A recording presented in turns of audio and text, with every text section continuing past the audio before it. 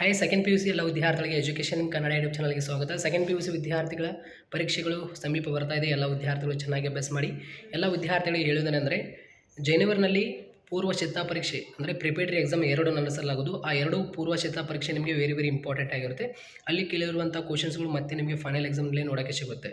ಇವಾಗ ಎಲ್ಲ ವಿದ್ಯಾರ್ಥಿಗಳು ಮಾದರಿ ಪ್ರಶ್ನೆ ಪತ್ರಿಕೆ 1 ಮತ್ತು 2 ಮತ್ತು 3 ಪ್ರತಿಯೊಂದು ಸಬ್ಜೆಕ್ಟ್ಗೆ ಸಂಬಂಧಪಟ್ಟಂತೆ ರಿಲೀಸ್ ಮಾಡಿದ್ದಾರೆ. ಕರ್ನಾಟಕ ಶಾಲಾ ಪರೀಕ್ಷೆ ಮತ್ತು ಮೌಲ್ಯ ನಿರ್ಣಯ ಮಂಡಳಿ ಅದು ಕೂಡ ಓದ್ಕೊಳ್ಳಿ ಆಯಿತಾ. ಪ್ಲಸ್ ಪ್ರಿಪೇಟರಿ ಕೂಡ ನೋಡ್ಕೊಳ್ಳಿ.